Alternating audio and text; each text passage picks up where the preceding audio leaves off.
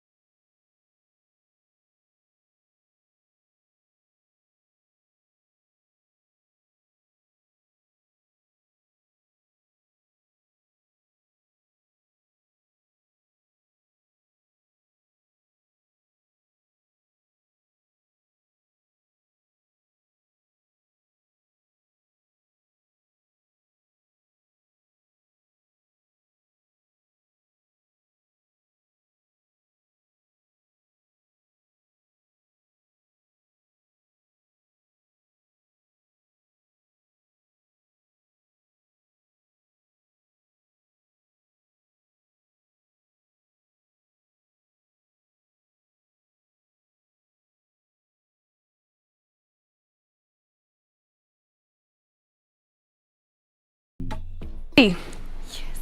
That was one performance, energy, vibes. I think everything that you need on a Friday night. Everything. Hivi na hivo. Hivi na hivo. Absolutely. So before, we get candid, let's just sit down so that we can start getting into, take a breather, 3 seconds, 5 seconds, and then we get into it, right? The hot questions are coming soon. The ones that you don't want. I hope they're not too hot. They're not too hot. Don't worry. Not too much. I'll be easy on you. Easy Friday. Easy Friday. Absolutely. Right. So, Maandy, the one thing that I really liked about your music videos and, of course, this personality that you have, you're very bold, you're very out there. And I feel not many artists in Kenya have that courage to be extremely bold and extremely honest with who they are as a character, as a personality, and of course as an artist. So was this always your intention, that hit them with fire? I think it wasn't always my intention, but I think it just comes naturally. Okay. Because that's literally my personality. That's who you are. That's who I am. And I feel like maybe people receive it in that way because it's not something I used to. Yes. So for them it feels very new, very fresh, and I think it's an advantage to me because it's like a selling point. So. Absolutely. It's something that you can just be like, this is who I am. Take it or leave it. This is me. It's entirely up to you. Absolutely. Yeah. Take it how you want.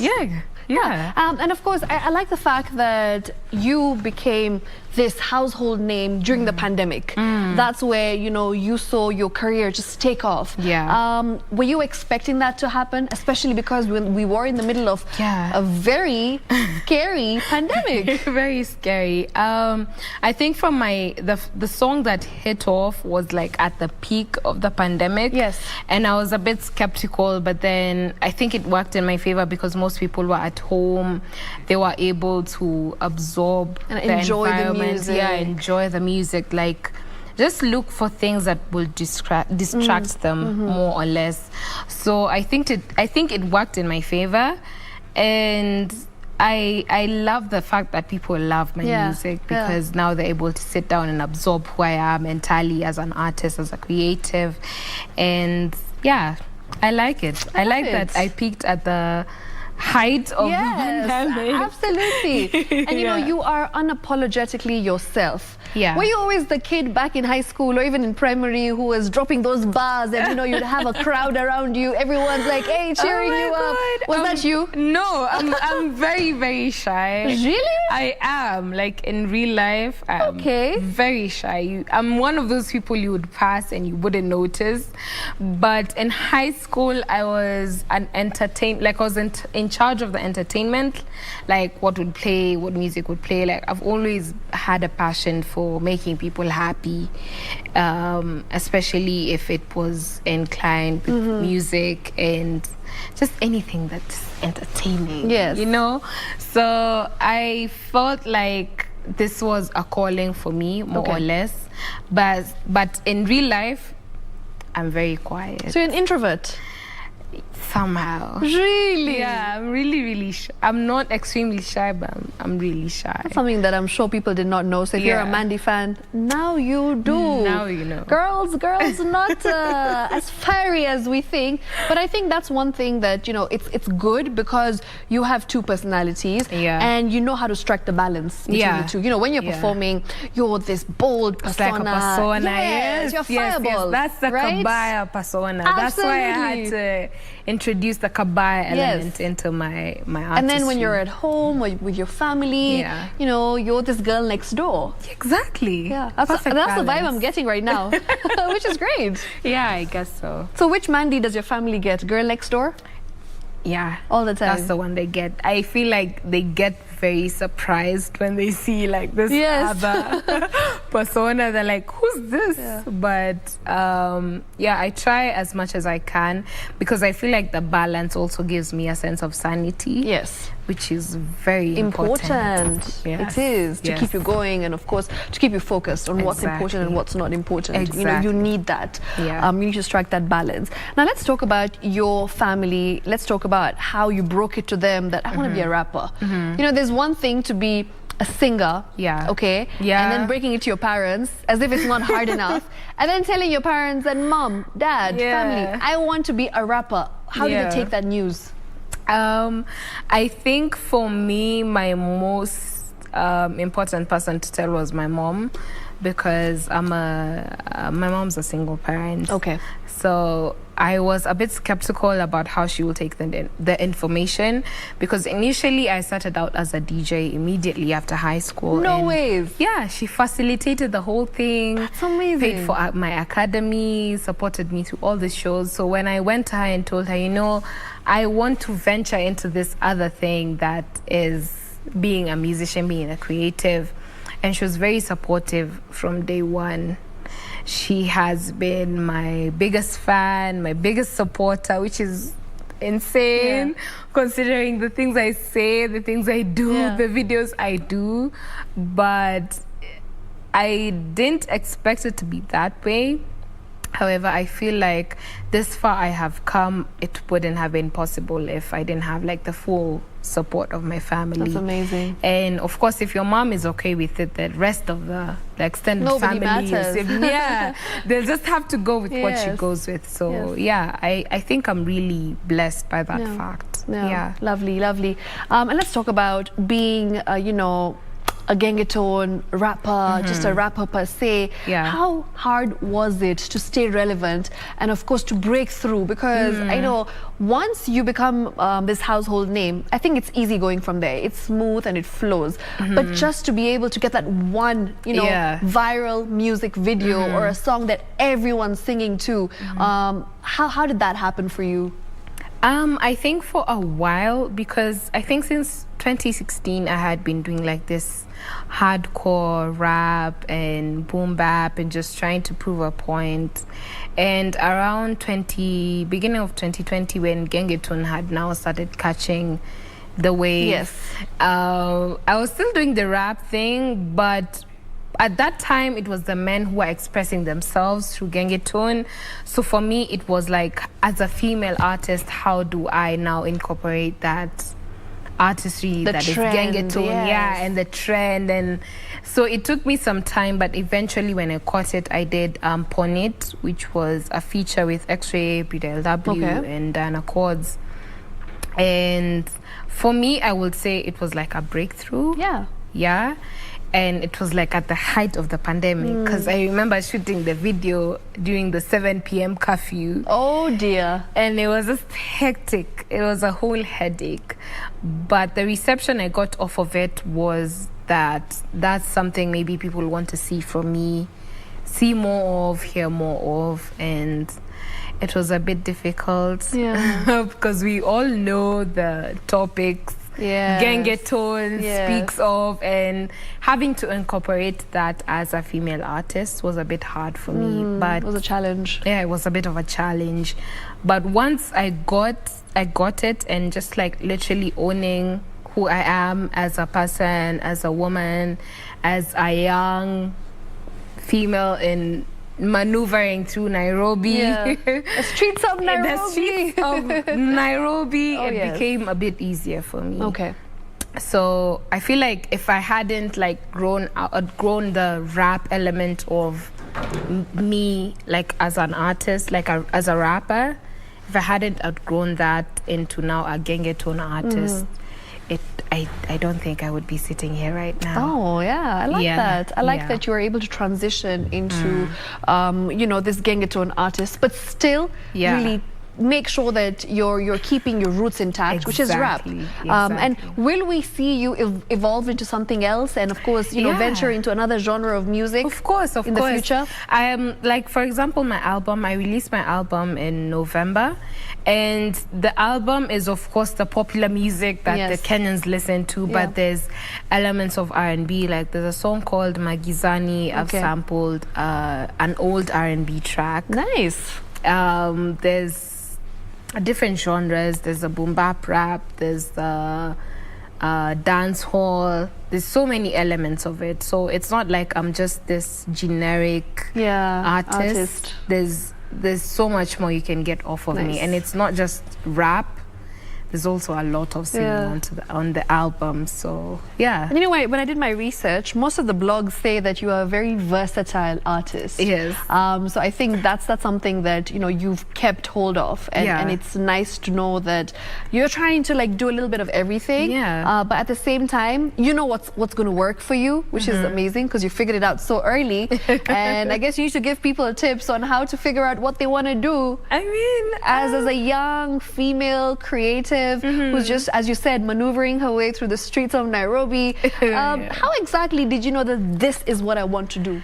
It took some time, because for most people, they think that I started doing music last year, 2021, 2020. But in hindsight, I've been doing this since 2016. Really? Yeah. Wow. So it takes time. And as an artist, it takes time to find your sound, find your style, which is something very rare. But I'm glad that I had like that 4-year window where it was just me figuring myself out. Experimenting. Today I do reggae, tomorrow I do R&B, the other day I'm an alt artist. So I'm glad that I had that chance to experience all these different versions of myself and finally arrive at, this is who I am, this is what I want to do. So for me, I think I will just tell the any creative that's out there, just give yourself time. The person you are yesterday isn't the person you're going to be tomorrow. I love that. Yeah. Sound advice. Yeah. That's what you call kabaya advice. Kabaya advice.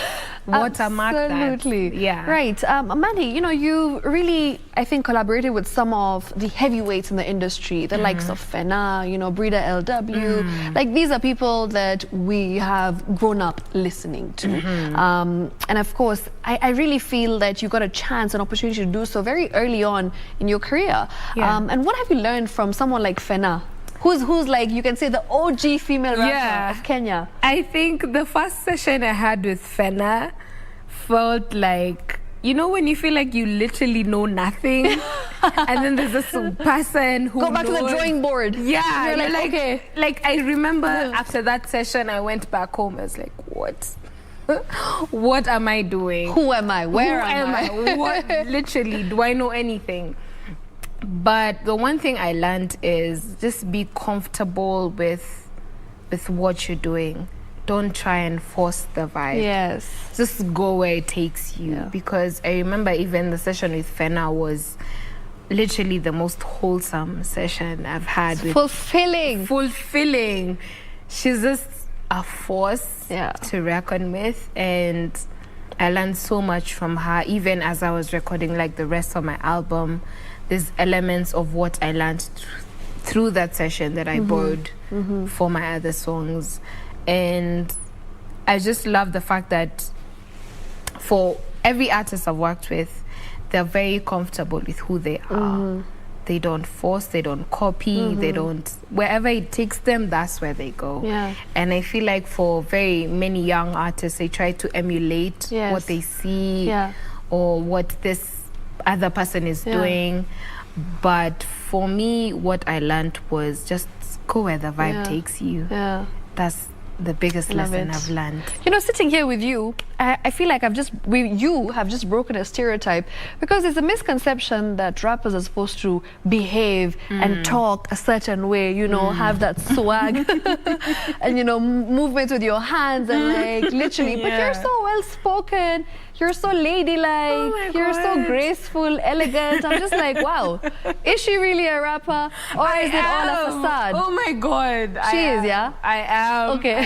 This is literally, what do they call it? Decorum. This is me. I obviously so well put together. I can't come on here and like, yo, you know what's good, what's happening. That's what I'm saying. That's a stereotype. No. People have that perception of what rappers are in terms of what they look like, in terms of how they talk, in terms of how they carry themselves. And I feel like you're the complete opposite.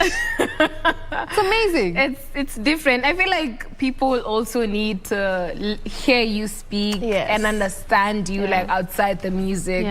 They need to understand how you think, how you move, how you feel. And I can't do that, like throwing my hands all the time. Like, it's so awkward. Of course. Yeah, but I mean, okay. Love it. Okay, let's talk about, you know, the future for you. We already know that you've come up with a brand new single that was released a few days ago, Forbidden Truth. How has been received? What have people said? What are some of the feedback you've got about this track? I know you did something new with it. Yes. And we'll talk about that later. Go ahead. Okay. I feel like I already know. You already know what's going to come, right? You know the next question. But yes, before we get to that, I know, but let's talk about how people have received the song, and you know, what is the feedback so far? Do people like it? Of course they do. I feel like most people knew me off of the songs I make about quote unquote sherehe. Yes. But this was more or less a different vibe, it was deeper. It was deeper. Because I think most people don't understand the fact that as I was beginning my career, I was a rapper. Okay.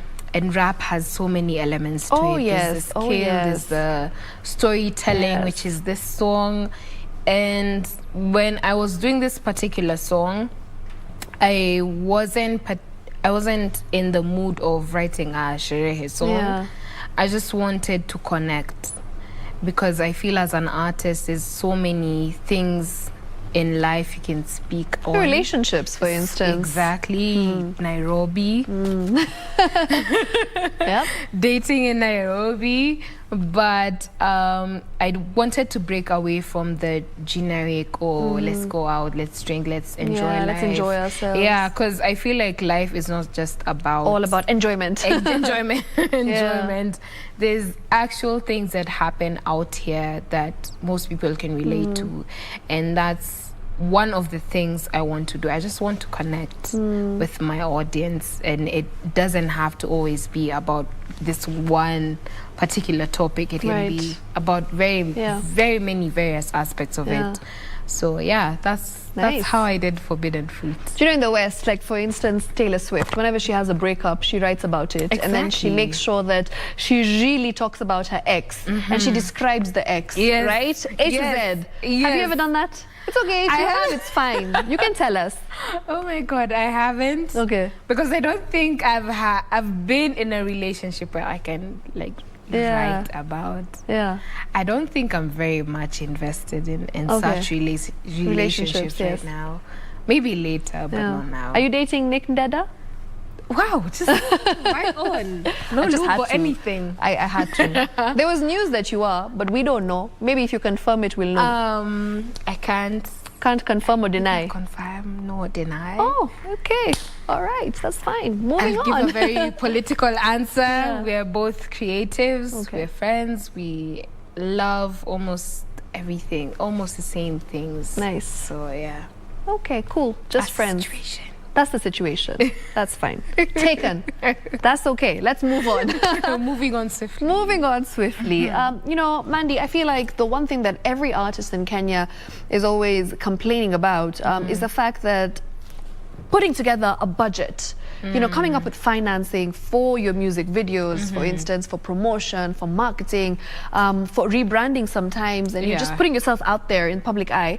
It is very, very taxing. And of course, just making sure and ensuring that you are able to continue doing what you love doing, which is, of course, rapping. It's difficult. And there's always roadblocks along the way. What are some of the roadblocks that you've had to encounter, and how have you overcome them? I think, as you said, financing most of your projects is usually very tasking. But for me, I've always been a very resourceful person. Okay. I don't know if it's because I had to learn to do it from a very young age when you didn't have much to work with, and you had to make do with what you have. Yes, exactly. So for me, even I think two years ago, before now I got my management, I had to do most of the things on my own. Wow. I had to figure out how to record, how to do the video, how to have like extras, how's everyone getting there. And I was in uni, and you know how when you're in uni, for some reason you're just broke. You're a hustler. You're a hustler. You're just surviving.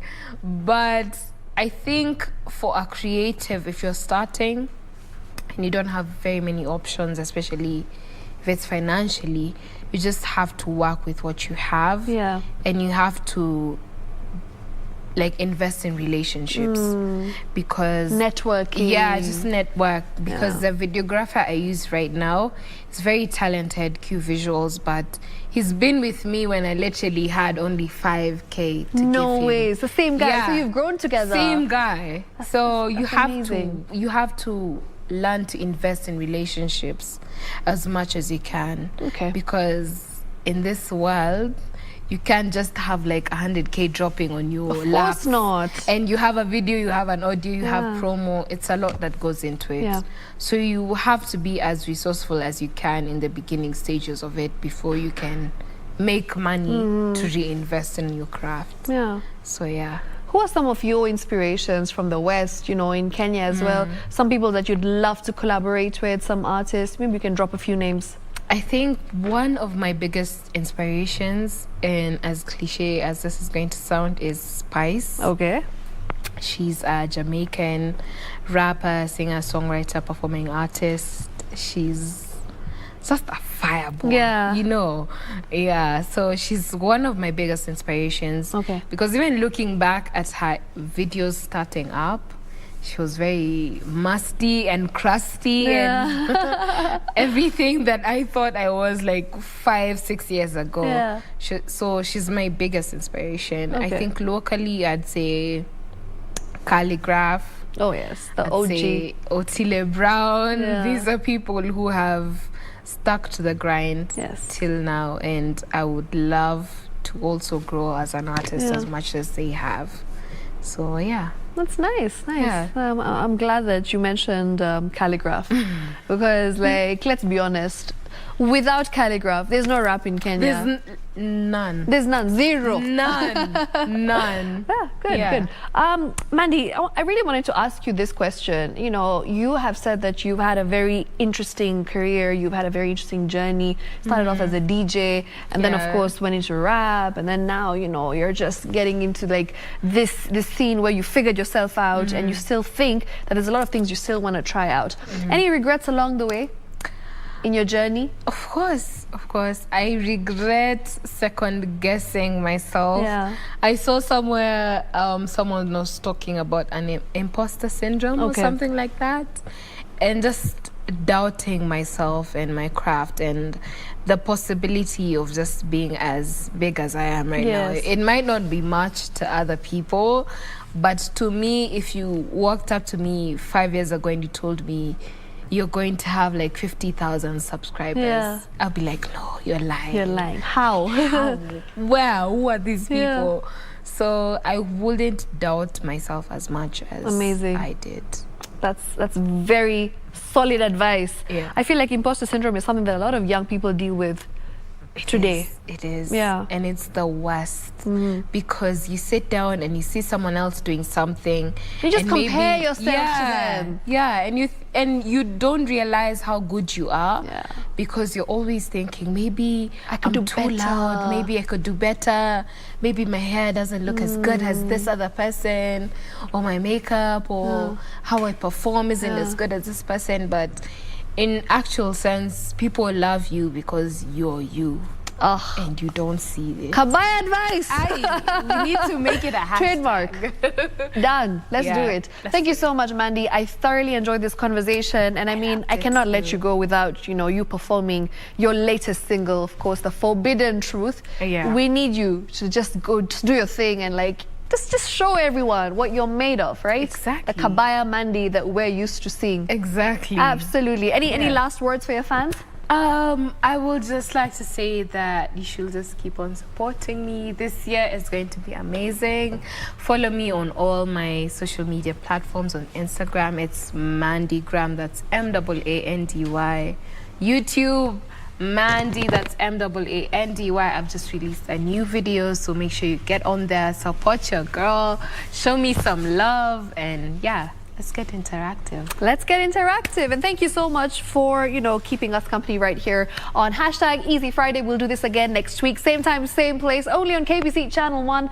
My name is Shiksha Arora. For now, it's time to make way for Maandy. Koljax, you ready? Let's go.